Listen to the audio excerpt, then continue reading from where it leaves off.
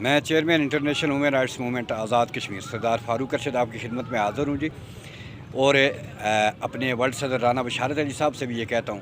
کہ جناب والا یہاں پر انسانی حقوق کی بری طرح جو ہے وہ پامالی ہو رہی ہے، آپ بھی آواز اٹھائیں۔ اور میں جو ہے وہ ریاست کے وزیر اعظم کو یہ کہتا ہوں کہ یہ آپ کی نالائکی کی وجہ سے، 48 کے ٹولے کی نااہلی کی وجہ سے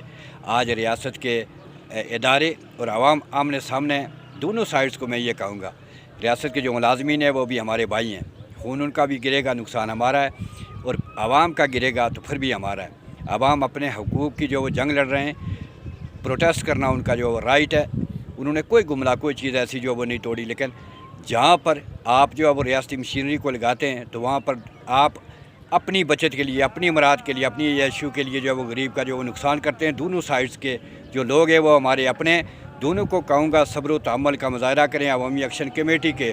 میں لوگوں سے بھی یہ کہوں گا کہ آپ سے جتنا ہو سکتا ہے یہ جبر کریں، ان کو جو وہ آپ اس طرح جو وہ جواب نہ دیں تاکہ کسی قسم کا کوئی نقصان نہ ہو، اپنی تحریک کو جو ہے وہ جاری رکھیں۔ اور میں جو ہے وہ chief justice Azad Kashmir supreme court ان کو یہ کہوں گا کہ آپ ان حکمرانوں کو آپ کچھ جو ہے وہ ڈائریکشن دیں کہ یہ لوگوں کے ساتھ مذاکرات کریں تاکہ کسی بھی قسم کا جو نقصان نہ ہو۔ پھر ایک دفعہ میں کہوں گا عام عوام سے کہ آپ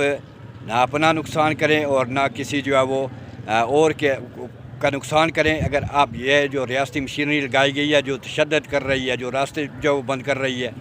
ان کو بھی ہم یہ کہتے ہیں کہ آپ ظلم نہ کریں، آپ جو ہے وہ کام کو لمبا نہ کریں۔ آپ کے یہ بھائی ہیں، یہ پروٹیسٹر آپ کے بھائی ہیں، پروٹیسٹ کرنے والے، تو کم از کم آپ بھی خیال کریں اور آپ بھی ایسے احکامات نہ مانیں مار داڑ والے کہ جس سے عام آدمی کا نقصان ہو۔ تو یہ پیغام دینا تھا،